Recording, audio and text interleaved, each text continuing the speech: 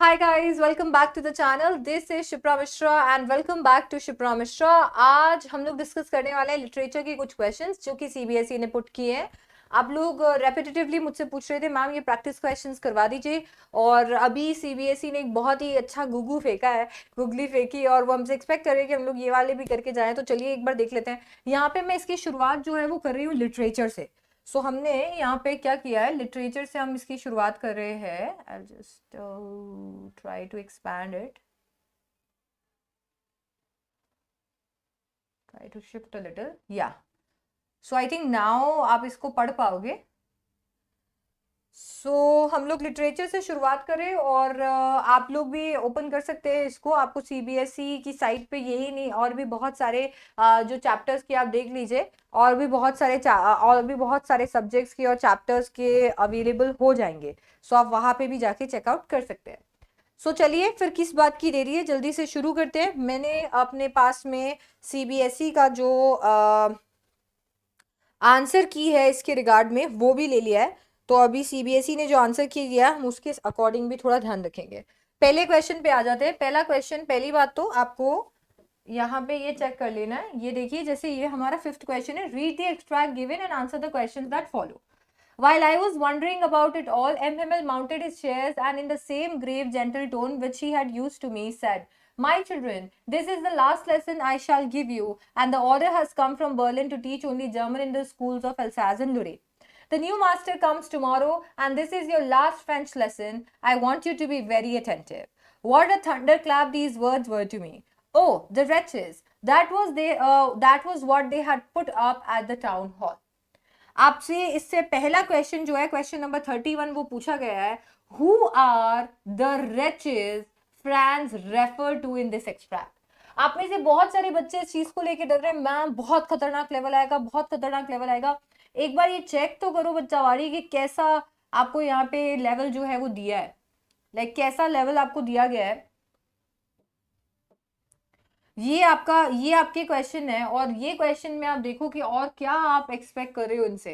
Question ही देख लो आपके सामने क्या है कि who are the wretches France refer to in this extract. ये रेचेस कौन है? आपके ऑप्शंस है फ्रेंच, आपका ऑप्शन है प्रशियंस, आपकी ऑप्शन है विलेज पीपल्स या फिर स्कूल चिल्ड्रन. ये रेचेस वो लोग हैं जिन्होंने इनके साथ ये किया है. और किन्होंने या इनके साथ किया है? प्रशियंस ने. तो प्रशियंस ने ये किया है. तो ओ द रेचेस मतलब प्रशियंस, यही चीज उन्होंने टाउन हॉल पे पुट की थी. ये कहने का मतलब है फ्रांस का. और बिल्कुल आंसर की में भी ये बी है.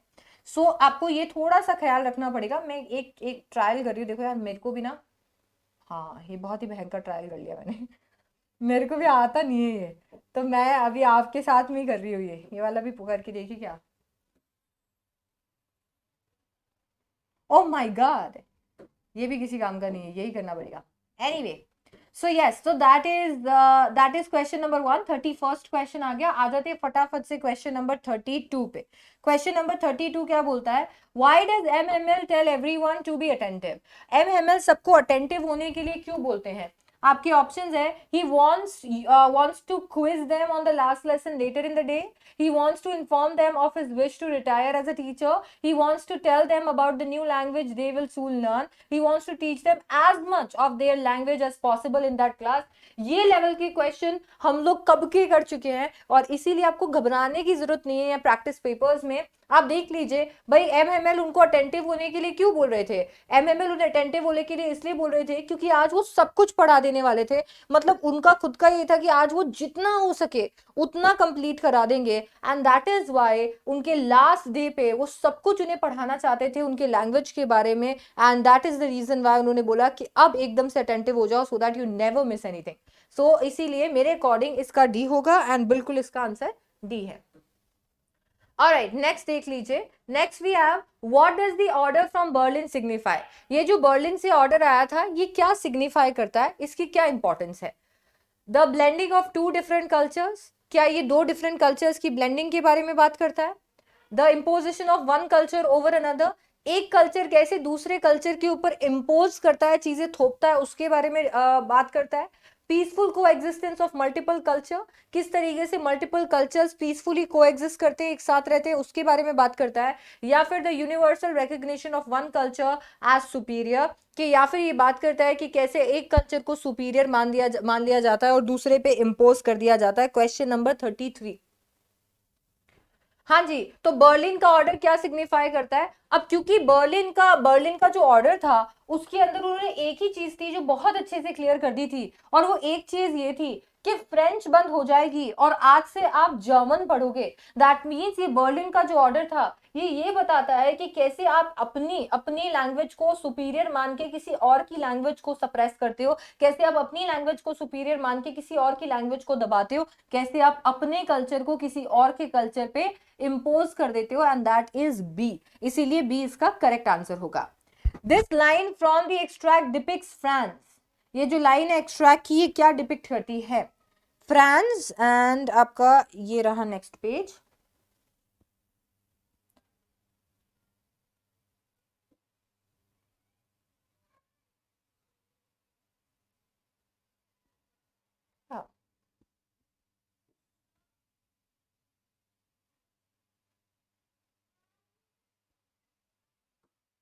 And now if I write, will it stay? No. पैसा बर्बाद। एनीवे, या तो ये लाइन क्या सिग्निफाई करती है, मैं थोड़ा और इसको जूम कर लेती हूँ।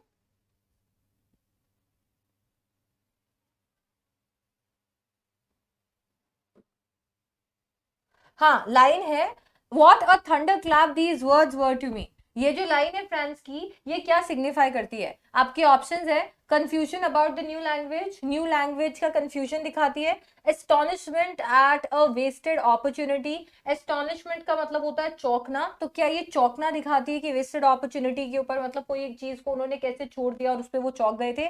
डिसअपॉइंटमेंट इन एमएमएल टीचिंग, क्या ये डिसअपॉइंटमेंट दिखाता है एमएमएल की टीचिंग में, या फिर anger towards people of village, या फिर ये गुस्सा दिखाता है towards the people of village. Thunder claps, ये थंडर क्लैप्स का आपको याद रखना है कि क्या एग्जैक्टली ये इंप्रेशन है। तो जब फ्रांस ने ये सुना था तो फ्रांस ने बोला था कि यार ये वर्ड्स कैसे थंडर क्लैप लग रहे हैं यार, एकदम धूमताना हो गया है। तो एग्जैक्टली इसका क्या मतलब था? वो कंफ्यूज था, वो चौंक गया था, डिसअपॉइंटेड था, या लोगों को लेके काफी ज्यादा एंगर में था, वो गुस्से में था। और बिल्कुल जैसे कि हमने आज तक करते आए हैं, इसका आंसर बी होगा, वो चौंक गया था और उसने बोला कि यार ये क्या हो गया, अभी तक तो मैंने पढ़ना भी नहीं सीखा था, लिखना भी नहीं सीखा था, और आज आप लैंग्वेज को बैन कर रहे हो। आज के बाद आप ये कह रहे हो कि मैं ये लैंग्वेज कभी नहीं सीखूंगा। सो ये चीज जो है ये एक्चुअली उसको लग रही थी कि वो आज तक अपनी लैंग्वेज सीख सकता था, पर उसने अपनी अपॉर्चुनिटी, अपने टाइम को वेस्ट कर दिया, जिसके चलते आज उसको वो खोना पड़ रहा है, and that is why B will be the correct answer. Next question 35 बोलता है select the option that uses mounted as used in the extract. Vocabulary के क्वेश्चंस के लिए रेडी रहना पड़ेगा हमेशा, वोकैबुलरी के क्वेश्चंस के लिए रेडी रहिए। मीनिंग डेफिनेटली आपसे पूछा जाएगा, अगर मीनिंग को लेके कंफ्यूज हो तो बिल्कुल कंफ्यूज होने की जरूरत नहीं है, क्योंकि मैं हूं, सो जस्ट डोंट वरी। तो मीनिंग्स वगैरह मैं आपको बताती रहूंगी और आप केवल वो पढ़ जाएंगे तो थोड़े लगभग आपके जितने भी क्वेश्चंस है वो सही होने के चांसेस होंगे, बट फिर भी आप थोड़ा सा वोकैबुलरी को लेके तैयार रहिए। और अगर आप वोकैबुलरी अच्छे से नहीं कर पा रहे हैं तो कम से कम आप कॉन्सेप्ट्स क्लियर रखिए, ताकि वोकैबुलरी वाले क्वेश्चंस को आप स्किप कर पाए। All right, select the option that uses mounted as used in the extract. Mounted word का इस्तेमाल जैसे extract में किया गया है वैसे ही आपको करना है। Salima mounted the bicycle and rode downhill. Peter mounted the platform to a rousing welcome. Satyajit bit है bit his nails as the tension mounted in the game. Kimpy mounted a protest by refusing to talk to her sister all day. Now, आपको बताना है इनमें से कौन सा जो है वो एक्सट्रैक्ट वाले के साथ में फिक्स होता है। मैं आपको एक्सट्रैक्ट भी बता देती हूँ इसका क्या है, एक मिनट रुक जाइए। इसका extract let me tell you. Question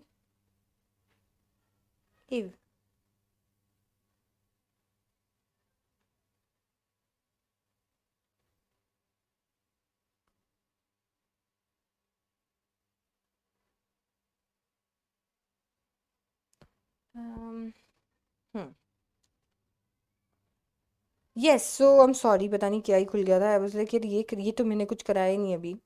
yes, question number 35 का एक्सट्रैक्ट आपका है। एक्सट्रैक्ट कहता है वही, वाइल आई वॉज वंडरिंग, आप एनसीईआरटी ओपन करके रख सकते हैं, आपके पास में ये एक्सट्रैक्ट दिया हुआ है। While I was wondering about it all, M Hamel mounted his chair and in the same grave and gentle tone which he had used to me said my children, mounted his chair, mounted his chair। अब mounted का जो meaning extract में है, इनमें से कहां पे वो फिक्स होता है, एक बार ये अच्छे से देखो। आपके पास में ऑप्शंस क्या क्या है। Salima mounted the bicycle and road downhill, Peter mounted the platform and rousing welcome. आप चेयर को माउंट कर रहे हो और आप माउंट कर रहे हो प्लेटफॉर्म को, कहीं ना कहीं सेम सेंस मेक करता है। उन्होंने चेयर को माउंट किया, वैसे ही यहाँ पे प्लेटफॉर्म। सो बोला कि जैसे Emil mounted the chair, Peter mounted the platform rousing welcome, rousing welcome, B will be the correct answer. ये माउंटेड द बाइसाइकिल, क्लाइम हो गया, mounted in the game increase हो गया, किम्पी माउंटेड द प्रोटेस्ट इंक्रीज हो गया और बढ़ा देना हो गया। सिर्फ एक है जो एक्चुअली इसके साथ में सेंस मेक करता है, बी। नेक्स्ट देखिए, read the given extract and answer the questions that follow. Thus, piece by piece, he built a swimmer, and when he had perfected each piece, he put them together into an integrated whole. In April, he said, "Now you can swim, dive off, and swim the length of the pool, crawl, stroke." I did. The instructor was finished, but I was not finished. I still wondered if I would be terror-stricken when I was alone in the pool. I tried it. I swam the length up and down. Tiny vestiges of the old terror would return. But now I could frown and say to that terror, trying to scare me up, "Well, here's to you. Look." And off I'd go to another length of the pool. What led the narrator to believe that he was not finished? ऐसा क्या था जिस चीज को देख के narrator को ये लग रहा था कि वो अभी फिनिश नहीं हुए हैं? उनका चाइल्डहुड एक्सपीरियंस स्विमिंग का, उनके इंस्ट्रक्टर का एटीट्यूड स्विमिंग को लेके, उनकी इनसिक्योरिटी उनकी एबिलिटी को लेके, या फिर उनका motivation to overcome his newly developed fear. Question number 36। आप सोचो, अभी इंस्ट्रक्टर ने बोला कि डगलस तुम रेडी हो चुके हो, पर डगलस ने कहा कि मुझे नहीं लग रहा था कि मैं रेडी हूं। जब आप इस तरीके का एक्सपीरियंस अपनी लाइफ में लेकर आते हो तो नेचुरली किसी के कह देने से आप कॉन्फिडेंट फील नहीं करोगे, आपको खुद को ट्राई करना पड़ेगा। क्योंकि डगलस को कहीं ना कहीं ये लग रहा था कि अभी तो मेरे साथ इंस्ट्रक्टर है, व्हाट इफ इंस्ट्रक्टर नहीं रहे तो शायद तब तो मैं डूब जाऊंगा ना। तो फिर उनको वो अकेले ट्राई करना था, एंड यही रीजन है कि उनकी इनसिक्योरिटीज की वजह से उन्हें लग रहा था कि उनका काम अभी खत्म नहीं हुआ, ये तो सिर्फ इंस्ट्रक्टर का काम है जो कि खत्म हुआ था। 37 बोलता है, which of these best describes the narrator's relationship with his fear. Narrator का रिलेशनशिप उनके डर के साथ में इनमें से कौन सी चीज है जो कि बेस्ट डिस्क्राइब करती है?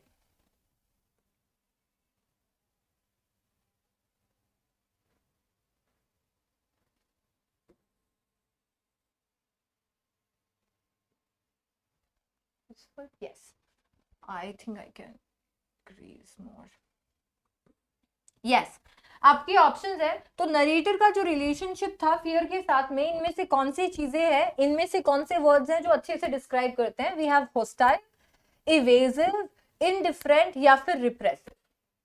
इनमें से कौन से ऐसे वर्ड्स हैं जो कि नरेटर की जो रिलेशनशिप थी उनके डर को लेके, कौन से डर को लेके? पानी के डर को लेके। तो उनकी जो रिलेशनशिप थी पानी के डर को लेके वो डिस्क्राइब करते हैं। Question number 37। हॉस्टाइल का मतलब होता है टेक ओवर करना, इवेजिव का मतलब कुड बी इवेड करना, तोड़ना, इनडिफरेंट कुड बी इग्नोर करना, रिप्रेसिव का मतलब है रिप्रेशन में चला जाना, डाउनवर्ड्स, कुड बी ऑपरेसिव, दबाना।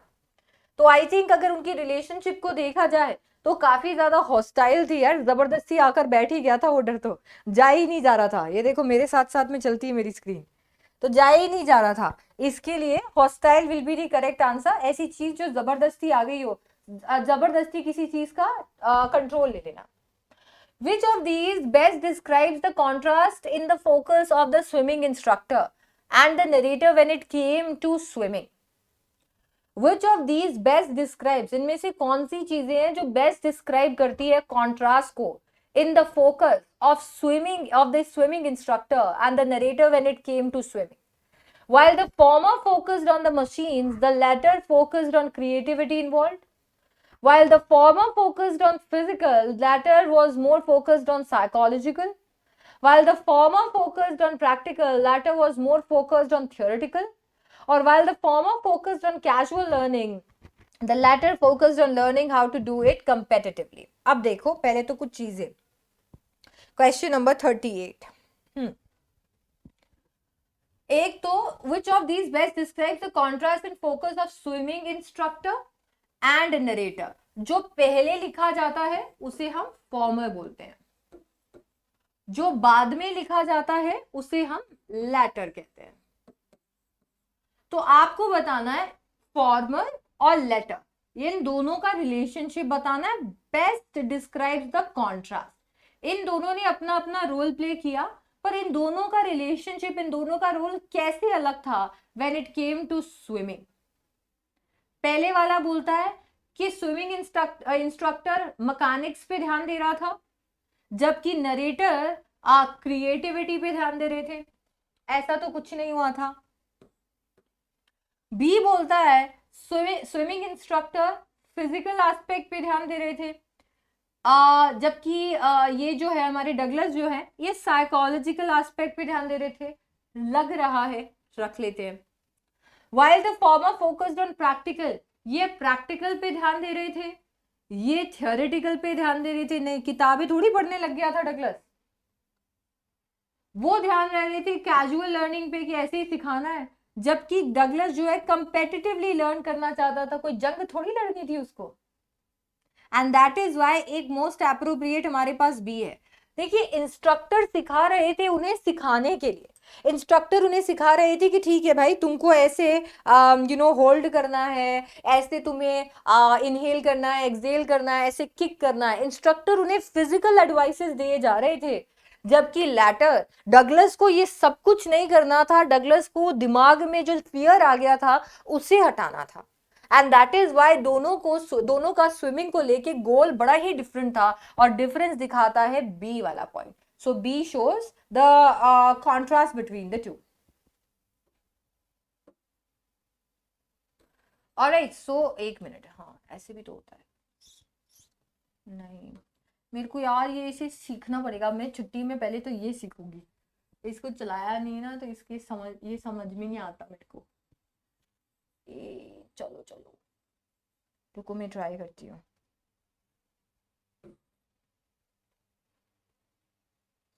हाँ, सी, वेरी गुड बेटा. नेक्स्ट देखो, question number 39. The narrator mentions his conversations with fear in this story to emphasize the dash. अभी यहाँ पे नरेटर ने अपनी कॉन्वर्जेशन को बताया है फियर के साथ में. Oh mister terror, you trying to scare me. वो ये जो कॉन्वर्जेशन फियर के साथ करते थे, इन कॉन्वर्जेशंस को दिखाया है, जो कि क्या बताता है? Gaps in skill as a swimmer, कि वो अच्छे स्विमर नहीं थे. Grip that the fear of water still has on his life, कि कैसे वाटर के फियर ने अभी तक उनकी लाइफ को जकड़ा हुआ था.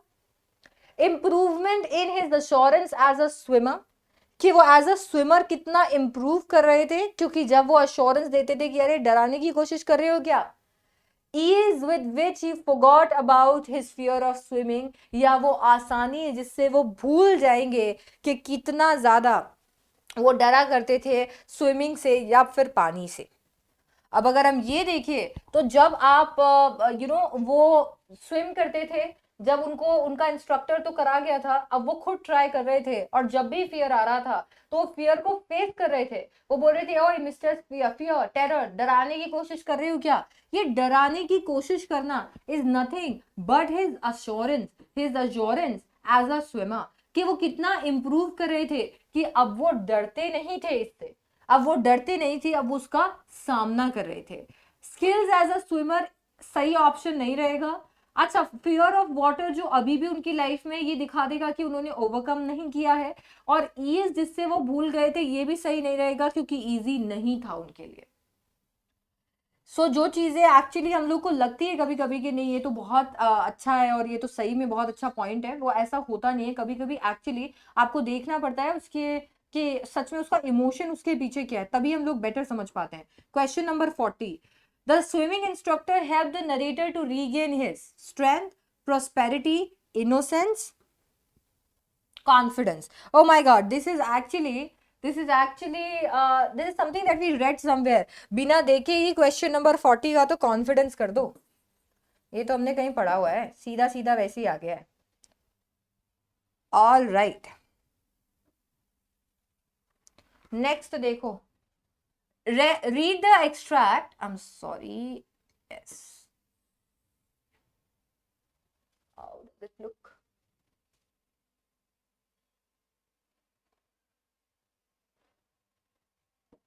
read the extract given below and answer the questions that follow. आपको ये extract पढ़ना है और आपको आंसर करने हैं questions जो followed by the extract. We have, I looked again at her wan pale as a late winter's moon and felt that old familiar ache, my childhood's fear, but all I said was see you soon, Amma, and all I did was smile and smile and smile. Question number 41. Question number 41. Select the option that shows the correct relationship between 1 and 2. Statement based question डाल दिए हैं CBSE ने। तो CBSE ने बोला अरे ये statement based ओहो, अरे ये देखो स्टेटमेंट बेस्ड क्वेश्चन जो है ये तो क्या अभी बच्चे पढ़ना ही छोड़ रहे हैं भाई। स्टेटमेंट 1 कहता है the poet looks at her mother's aging face, the poet remembers an old fear she used to have as a child. अच्छा, ऑप्शन ए कहता है 1 इज द रिजल्ट ऑफ 2, बोला ये इसका रिजल्ट है। दैट मीन्स उनको वो एक ओल्ड फियर था बचपन में और उसकी वजह से वो ये देखती हैं। सेकंड कहता है first is the cause of 2, उनको उनकी ममा का एजिंग फेस वो देखती हैं और फिर उनको एकदम से वो याद आ जाता है। सी कहता है 2 is false but 1 is true, ये गलत है ये सही है। और डी कहता है 2 फर्दर्स द मीनिंग ऑफ ए, बोला ए के मीनिंग को और बेटर ये एक्सप्लेन करता है 2। 1, इनमें से कौन सा रिलेशनशिप है जो इन दो स्टेटमेंट्स के बीच में हो सकता है? कौन सा रिलेशनशिप हो सकता है इन दोनों स्टेटमेंट्स के बीच में? अगर आप देखोगे पहले तो क्रोनोलॉजी देखनी है, क्वेश्चन नंबर 41 है, पहले तो क्रोनोलॉजी देखनी है। अब पोएट ने क्या किया, पोएट ने देखा उनके वॉन पेल फेस को, एकदम लेट विंटर्स मून के जैसा वो दिख रहा था और इसकी वजह से उन्हें वो फैमिलियर एक फील हुआ जो कि उन्हें बचपन में होता था, उनके बचपन का डर निकल आया। and that is why 1 is the cause of 2, इसकी वजह से ये हुआ है, B will be the correct answer। हे भगवान इतनी शक्ति देना कि मैं ये पूरा बोर्ड रब कर दूं। ऑलराइट, सो इसके लिए ये बिल्कुल करेक्ट आंसर है। अरे ये तो ऐसे क्या भाई, मैं क्या बिल्ली हूं क्या? ऐसे ऐसे कर लेता है। ओके, क्वेश्चन नंबर 42 देखिए, Which of these best describes the poet's childhood fear? इनमें से कौन सा बेस्ट डिस्क्राइब करता है पोएट के चाइल्डहुड फियर को? Our parents will leave us someday. Old age will give us wrinkles and pale skin. Our parents will disown us for shameful acts. We will have to leave our parents' home someday. Childhood's fear. Our parents will leave us someday, लग रहा है कुछ extent तक। Old age will give us wrinkles and pale skin नहीं है। We will have to leave our parents' house someday. A और D में से बताओ कौन सा है जो कि पोएट के चाइल्डहुड फियर को अच्छे से डिस्क्राइब करता है? Question number 42।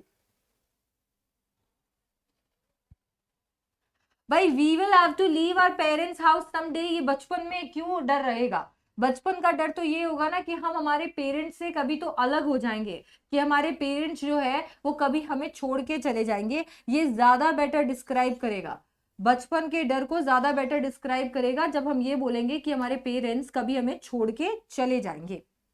A will be the correct answer.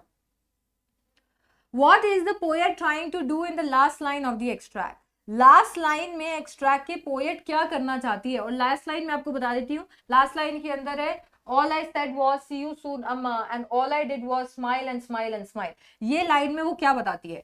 soothe her mother's fear about old age. क्या वो अपनी मम्मा के अब जो फियर थे ओल्ड एज को लेके उसे सूद करना चाहती है, काम करना चाहती है, या फिर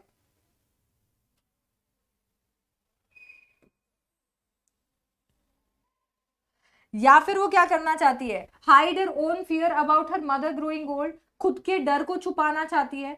forget about her guilt about leaving her mother alone. वो अपना जो उनका अंदर गिल्ट है कि अपनी मम्मा को अकेले छोड़ के जा रही है, उसे छुपाना चाहती है, भूलना चाहती है. या remember her mother's image before she passes away. वो देखना चाहती है मम्मी को आखिरी बार उनके मरने से पहले.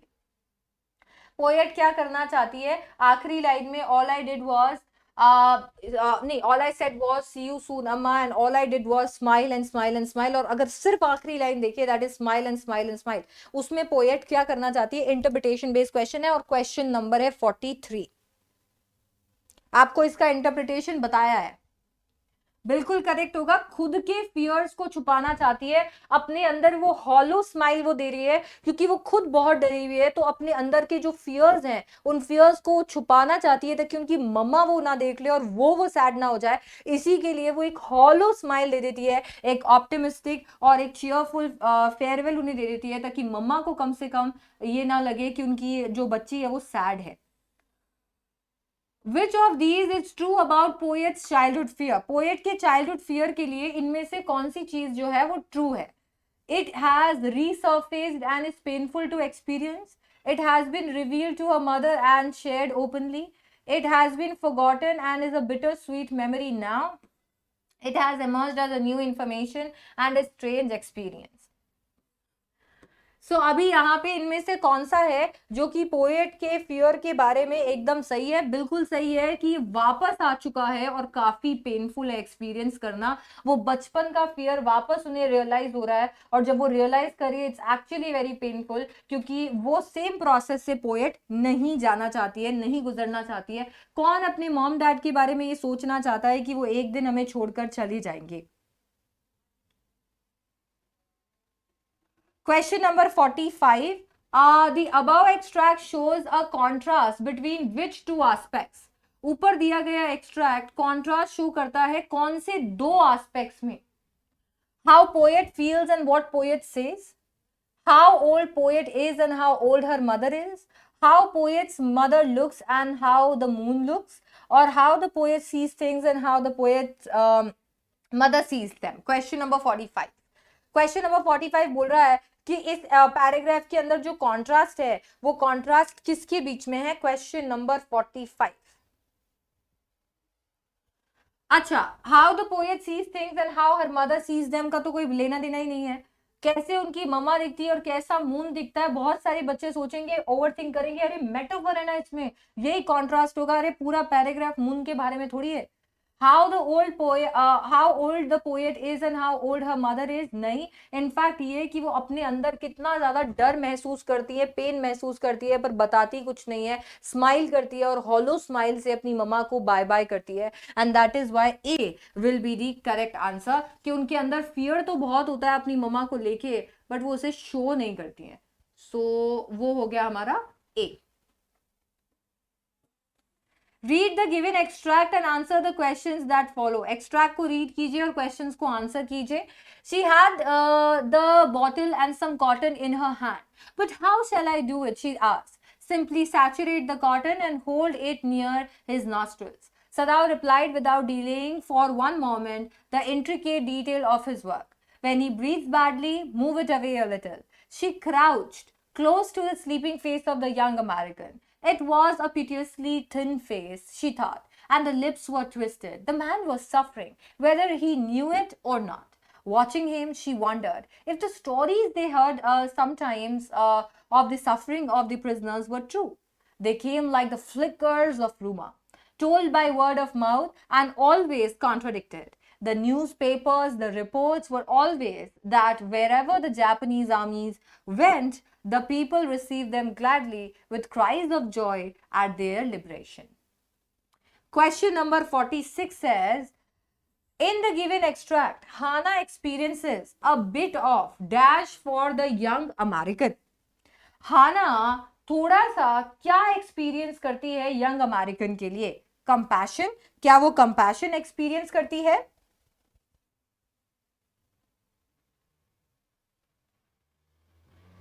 क्या वो कंपैशन एक्सपीरियंस करती है, या फिर वो कॉन्टेम्प्ट एक्सपीरियंस करती है, होप एक्सपीरियंस करती है, या फिर रेज जो है एक्सपीरियंस करती है? जब वो उसको देखती है तो उसको देखकर वो क्या फील करती है? और इसका हिंट आपको एक्सट्रैक्ट में मिल जाएगा, question number 46।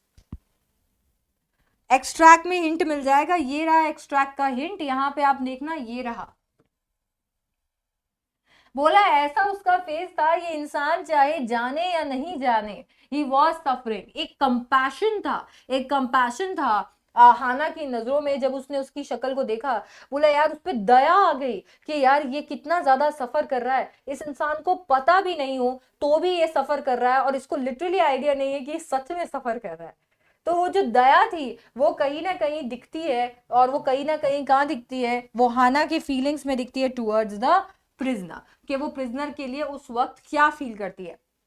Question number 47, which of these questions does Hannah start reflecting on in the extract? इनमें से कौन से क्वेश्चंस हैं जो कि हाना एक्सट्रैक्ट के अंदर दिखा रही है? Why did men like the young American choose to fight? What should she and her husband do about the enemy? Is the Japanese army actually emerging victories, or is it all fake news? How different was the reality of prisoner from what she has or was led to believe? Question number 47. हाना जब question number 47 बोलता है कि हाना इसके अंदर क्या दिखाना चाहती है कि उस यंग अमेरिकन जैसे लोग क्यों आखिरकार फाइट कर लेते हैं, ऐसी तो बात ही नहीं है। What should she and her husband do? उन दोनों को क्या करना चाहिए? ऑलरेडी घर में लेकर आ गए हैं, ऑपरेट कर रहे हैं। Is the Japanese army actually emerging victorious, or is it all fake news? उनको जीते हुई थी, वो जीते थे, and it's not fake news. Definitely उनकी जीत के बारे में ज्यादा बताया जाता था, टॉर्चर के बारे में कम बताया जाता था, तो ये तो नहीं होगा। एलिमिनेशन से ही सही, how different was reality of the prisoners from what she was led to believe?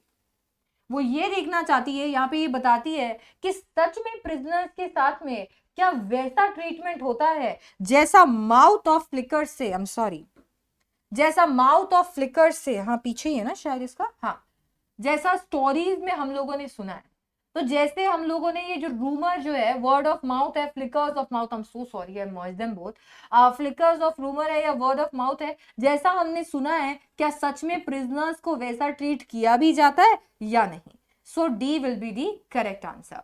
इस तरीके के क्वेश्चंस हम क्यों कर रहे हैं? ताकि हमें कुछ कुछ नया देखने को मिले, जैसा कि मैम आपको हमेशा कह रही है, और अभी वही चीज रिपीट करूंगी, एनसीईआरटी पढ़ने से अभी कुछ नहीं होगा। क्यों नहीं होगा? क्योंकि आपको कोई नई चीजें देखने को नहीं मिलेगी, आप वही देखोगे जो एनसीईआरटी में मैंने पढ़ा दिया है, आपने पढ़ लिया है। क्वेश्चंस करोगे, नया इंटरप्रिटेशन निकलेगा, नई चीज सीखोगे। Question number 48, what changes Hannah's perception of the young American? Hannah का देखने का नजरिया कैसे बदल गया यंग अमेरिकन को लेके? Reading stories about enemy as a prisoner of war, seeing the enemy as an actual person in front of her, wondering if she herself is more American than Japanese, or realizing that the war against America is not an honorable one. हाना का perception enemy को लेके, that is उसके देखने का नजरिया enemy को लेके, Tom को लेके कैसे बदल गया? Question number 48। देखो, realising the war against America is not honourable one, ये तो नहीं होगा। Wondering if she herself is more American than Japanese, ये भी नहीं होगा। अब reading stories about the enemy as a prisoner of war, क्या उसका perception it changes? What changes actually? कैसे क्या चीज है जिसने उसका परसेप्शन जो है यंग अमेरिकन को लेके चेंज कर दिया? उसने स्टोरीज पढ़ी थी एनिमी के बारे में, प्रिजनर ऑफ वॉर के, या फिर उसने एनिमी को देखा एक्चुअल पर्सन में इन फ्रंट ऑफ हर? उसने जो न्यूज देखी थी, जो स्टोरीज वो पढ़ा करती थी, उससे उनका परसेप्शन ऑलरेडी बिल्ट था। तो उनका परसेप्शन आखिरकार कैसे बदला जब उन्होंने सच में एनिमी को अपने सामने देखा? और जब उन्होंने सच में अपने वो एनिमी को सामने देखा, तब उन्हें रियलिटी समझ में आई कि आखिरकार रियलिटी क्या थी। और रियलिटी ये थी कि जब उन्होंने एनिमी को देखा तो उन्हें पता चला कि कितना ज्यादा टॉर्चर इन लोगों को किया जाता है, और B will be the correct answer. Mummy ये देख के खुश हो जाएगी, मेरी बच्ची ने पूरा बोर्ड जो है वो साफ जरूर कर दिया है।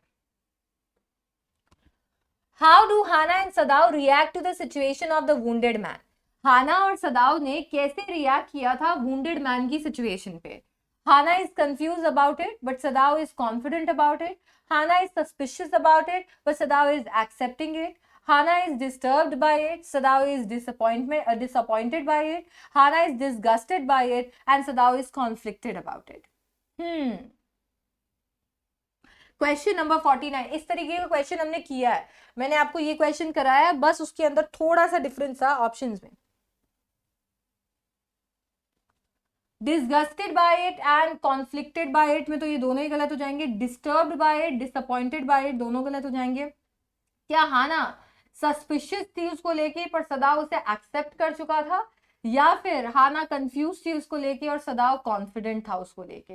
देखो, हाना कंफ्यूज थी, हाना को पता नहीं था कि एग्जैक्टली क्या करना है, क्या होगा क्या नहीं होगा।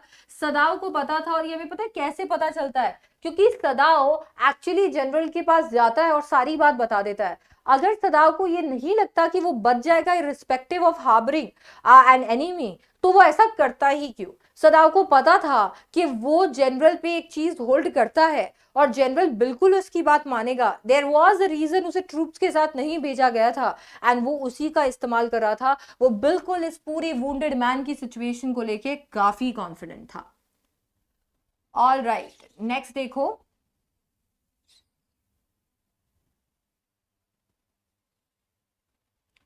Select the sentence that has the same literary device as the underlined phrase in the line below. They came like flickers of rumor, told by word of mouth and always contradicted. So they came like flickers of rumor, मेरे ख्याल से ये हम लोगों ने किया हुआ भी है। देखो आप ना ये like flicker of rumors में यहाँ कंफ्यूज मत हो जाना, क्योंकि ये अंडरलाइन नहीं है, आपको वर्ड ऑफ माउथ का बताना है। ऑलवेज एंड ऑलवेज कॉन्ट्रडिक्टेड, इसके जैसा सिमिलर लिटरेरी डिवाइस आपको सेलेक्ट करना है। हमने ऑलरेडी कर भी रखा है ये वाला, और मेरे को लगता है आपको देखते ही सीबीएसई के पेपर में कुछ क्वेश्चंस तो ऐसे ही दिख जाएंगे, और आपको याद भी आ जाएगा, मेरे ख्याल से ऑप्शन भी रटा हुआ होगा। The trees dance to the rhythm of the stormy winds, personification है। The smile was as bright as sun when he returned home, simile है। We need to cut corners if we want to finish the work on time. I am so hungry right now that I could eat 1,000 burgers. Personification, simile and साथ ही साथ में आ गया है हमारे hyperbole, तो ये तीनों तो बिल्कुल नहीं हो सकते हैं। Word of mouth and cutting corners is correct. Idiom है, ईडियम्स एंड फ्रेजेस है जो कि यहाँ पे इस्तेमाल किए गए हैं। इनका इस्तेमाल इसके लिए किया जाता है ताकि और ज्यादा जान डाल दी जाए इसके अंदर। मेरे ख्याल से ये गड़बड़ हो गई, इरेज नहीं किया मैंने। Alright, so we have, I hope आपको रीजन समझ में आ गए हैं ना। मैं कोशिश कर रही हूं कि मैं हर एक ऑप्शन को मैंने क्यों एलिमिनेट किया उसका रीजन देती चलूं। Which of these incidents is similar to what narrator of Deepwater experienced with swimming? While on a hike with her brother, which of these incidents is similar to what the narrator of Deepwater experienced while swimming? Incidents बतानी है। While on a hike with her brother, Rekha fell and scraped her knee. She considered this to be a bad sign and decided never to go hiking again. Ali ate at a restaurant that caused him to have food poisoning. He decided to lodge an FIR against the restaurant and eventually tried to shut it down. Sarah forgot to submit her homework and was scolded by the teacher for it. She never attended that teacher's class again, eventually failed the subject. Kavita got stuck in the elevator at a mall and refused to ride an elevator for years after that incident. Last week, she managed to get in an elevator with her friend's help for the first time in 5 years. Question number 51. चलो check कर लेते हैं हमने जो सोचा है वो actually correct है भी या नहीं। हाँ, क्योंकि यहाँ पे डीप वाटर में डर था और उस डर को ओवरकम करने की कहानी थी। ये डर है, उसे ओवरकम करने की कहानी है। यहाँ पे डर है, ओवरकम नहीं किया। यहाँ पे डर है, लड़े, पर ये डर नहीं था, कुछ गलत हुआ था। यहाँ पे आपने सुपरस्टिशियस होके बोल दिया नहीं this is not a sign and give up कर दिया। सो डी इज बेटर, क्योंकि ये विलियम डगलस की स्टोरी के साथ मैच कर रहा है। डर हुआ और डर को ओवरकम इन्होंने किया। द पोअम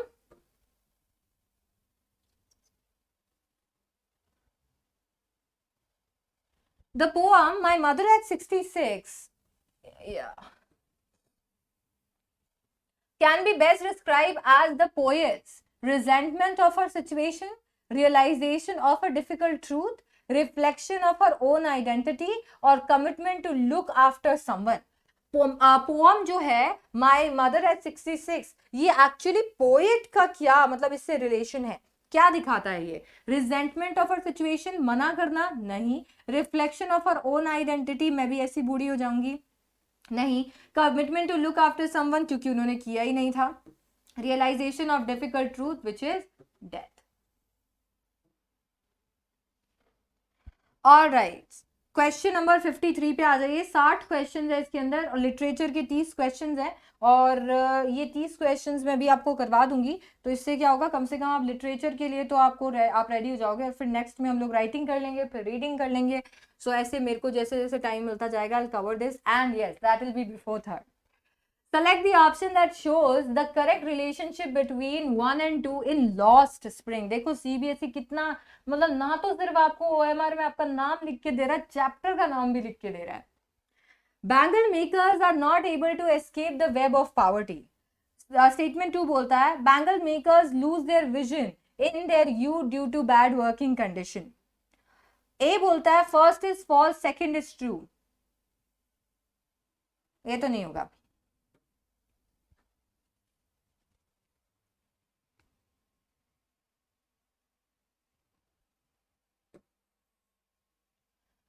बी बोलता है second explains a reason for one. C बोलता है one is an assumption made from two. D बोलता है two is a fact whereas one is an opinion. क्या करूं चाड़ी लिख दूं क्या आपके लिए स्टेटमेंट, या स्टेटमेंट रुको मैं आपके लिए फिर से रीड कर देती हूँ ताकि आपको समझ में आ जाए। देखो वाह ए तो नहीं होगा, मैं बाकी की स्टेटमेंट आपके लिए रीड करती हूँ। Question 53, Bangle makers are not able to escape the web of poverty.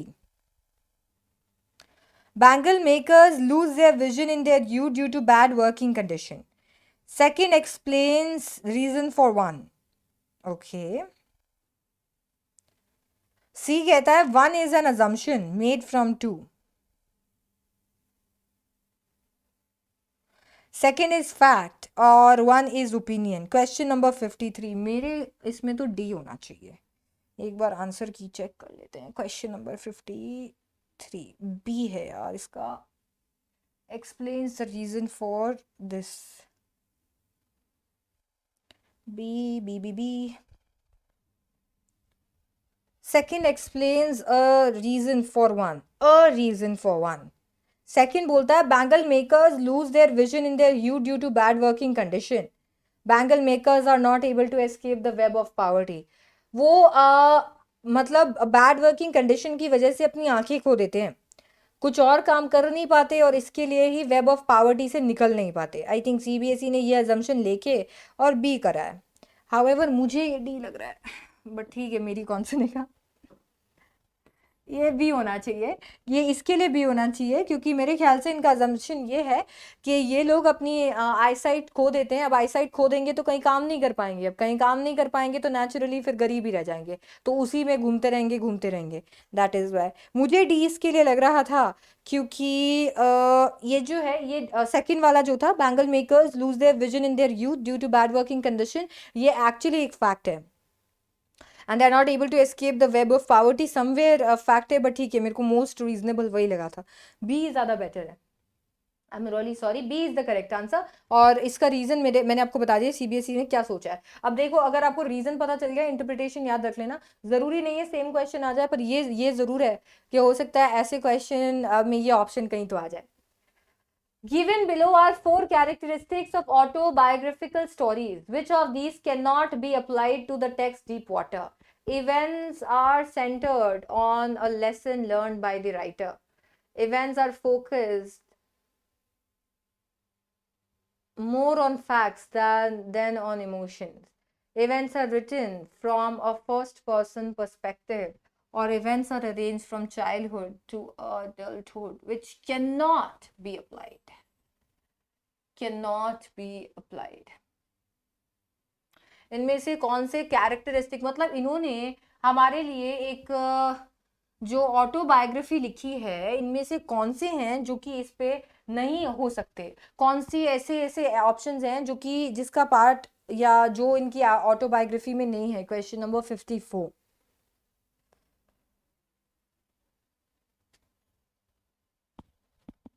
Events are centered on a lesson learned by writer. All we have to fear is fear itself. Are focused more on facts than on emotions. ये तो नहीं होना चाहिए. Events are written from first person perspective. उन्होंने खुद ने feel किया था, बिल्कुल सही है. Events are arranged from childhood to adulthood. देखो 3 से 4 उम्र से लेके 10 से 11 और 10 से 11 के बाद में रूजवेल्ट की फ्रेंडशिप तक. So yes, I am sorry, एक ज्यादा हो गया. बी होना चाहिए, क्योंकि ऐसा नहीं है.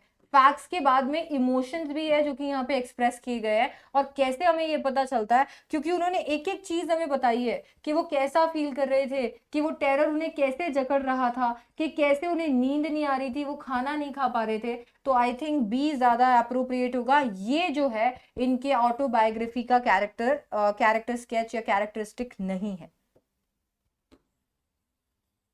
55 देख लीजिए.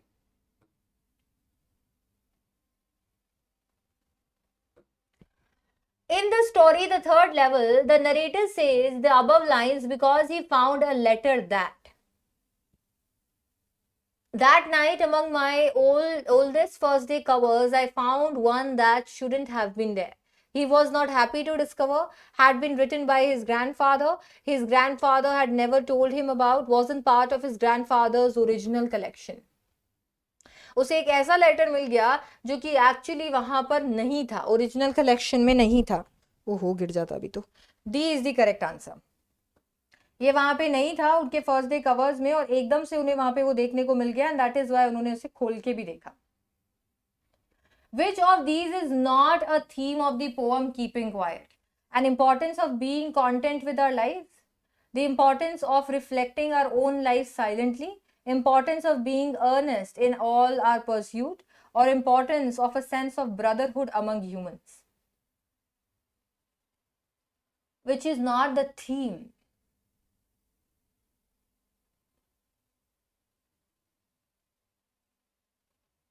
कीपिंग क्वाइट का थीम बताना है. इंट्रोस्पेक्शन से मिलता जुलता. Question number 56.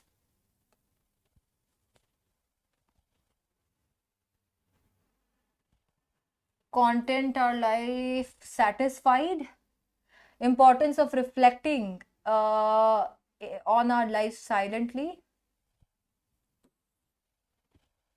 being earnest in all our pursuits, brotherhood. Content, that is satisfaction, tranquility. Brotherhood, that is unity, fraternity, unity. Yes, C होगा इसका. कल ही हमने इसका थीम एक बार चेकआउट किया था. सी होगा इसका. Importance of being earnest in all our pursuit is not the theme of keeping quiet. In fact वो तो प्रमोट करते हैं कि रुक जाओ थोड़ा यार, इतना भी क्या भाग रहे हो. हाँ, इतना भी क्या करना है, पैसा ही पैसा कमाती जाओगी क्या.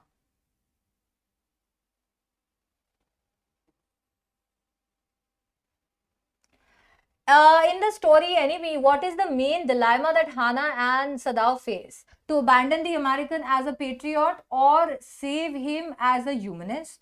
To keep their servants or dismiss them from offensive behavior? Hand over American to Japanese military or American army? To retain the Americans' learning or to remain loyal to retain their American learnings? और to remain this. Dilemma यही है कि क्या American को abandon कर दे एक patriot के जैसे, या उसे बचाए एक ह्यूमनिस्ट के जैसे. यही उनका डिलेमा था, तो A will be the correct answer. However मैं एक बार चेक कर लेती हूँ, क्वेश्चन नंबर 57 ए है। ऑलराइट, नेक्स्ट पे देखो 58, the author's purpose in writing the last lesson is to show the dash experiences of both sides in the war, role of education in times of conflict, importance of adapting to new culture, far reaching effects of political decision। Author का purpose the last lesson दिखाने का क्या है? Question number 58, क्या purpose हो सकता है? Both sides of war, प्रश्न तो हैप्पी थे जी, ये तो नहीं होगा। Role of education in times of conflict, role of education तो हो सकता था ब्लैक बोर्ड की वजह से, but that cannot be the purpose of writing it. Importance of adapting to new cultures, new culture पे तो अडेप्ट करना ही नहीं है भाई, वो अपने कल्चर को रिस्टोर कर रहा है। Far reaching effect of political decisions, कि कैसे लोगों से उनकी मातृभाषा छीन ली जाती है, कुछ पॉलिटिकल डिसीजंस की वजह से लोग अपनी आइडेंटिटी कैसे खो देते हैं। डी इसका बेटर आंसर है। देख लेते हैं एक बार 58, हाँ। What did Sam mean by the phrase waking dream wish fulfillment? बच्चा आड़ी, ये हमने कर रखा है, कितनी बार कराएंगे हम आपको इसको। I told him about the third level at Grand Central Station and he said it was a waking dream wish fulfillment. Charlie had a daydream that allowed him to escape his problems. Charlie suffered from an episode of temporary delusion. Charlie had not learned how to fulfill his own desires. Charlie had fulfilled his wit by traveling to past. Wit, ये गलत है, by traveling to past. Question number 59, ये बोल रहे waking dream wish fulfilment का क्या मतलब है? वेकिंग ड्रीम विश फुलफिलमेंट का क्या मतलब है बच्चा वाली? Fulfilled is this traveling to the past, had not learned how to fulfill his own desires.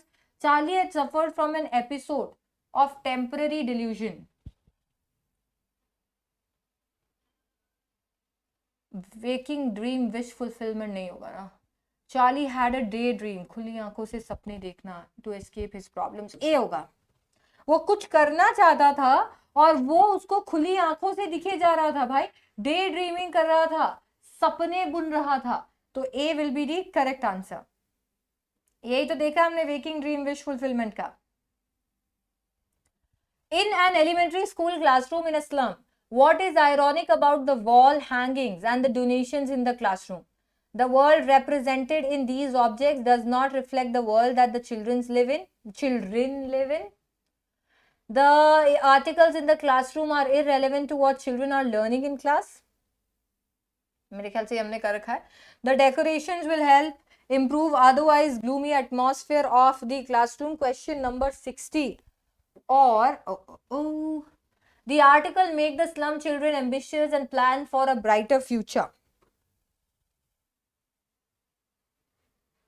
The world represented in these objects does not reflect the world that the children live in. क्योंकि ये बात करता है William Shakespeare की, बात करता है टायरोलीज valley की, ओपन एंडेड मैप की, जो कि इनका वर्ल्ड नहीं है, तो ये करेक्ट है। Irrelevant to what are learning in class, वो कुछ नहीं पढ़ रहे हैं। डेकोरेशन हेल्प, ये वाला वेग ऑप्शन है, और ये कहता है the article makes slum children ambitious and plan for brighter future, ऐसा कुछ भी नहीं है, तो इसके लिए तो सीधा सीधा था ए। तो इसके साथ में हम लोगों ने कंप्लीट कर लिया है, हमारे 30 क्वेश्चन जो कि सीबीएसई के प्रैक्टिस पेपर में थे। ये लिटरेचर के क्वेश्चन जो है हमने कंप्लीट किया, हमें आइडिया लग गया है कि हम लिटरेचर सही पाथ से पढ़ रहे हैं, अभी पता चल गया है। तो नेचुरली आप जितना जो भी पढ़ रहे हैं, आप सोचिए कि ये सारी की सारी चीज़ें उसमें कवर हो रही है या नहीं हो रही है, तो प्लीज़ कवर कीजिए। और इसके बाद में मैं आपको राइटिंग पोर्शन की करवाऊंगी, और फिर एक बार चेकआउट करेंगे इनका रीडिंग पोर्शन भी। अगर आप ये पेपर करना चाहते हैं तो आप मैं नीचे लिंक दे देती हूँ, आप वहाँ से इसे डाउनलोड कर सकते हैं और खुद से भी कर सकते हैं, बट एक्सप्लेनेशंस मैं डेफिनेटली यहाँ पे दे दूंगी, खुद से ट्राई कर लीजिएगा, एक बार एक्सप्लेनेशन सुन लेंगे तो पक्का हो जाएगा। चैनल को सब्सक्राइब जरूर कर देना, साथ ही साथ में वीडियो को लाइक करना और फ्रेंड्स के साथ शेयर करना। This is the first time that I am doing this here and I hope you will like it. So bye bye, take care, see you.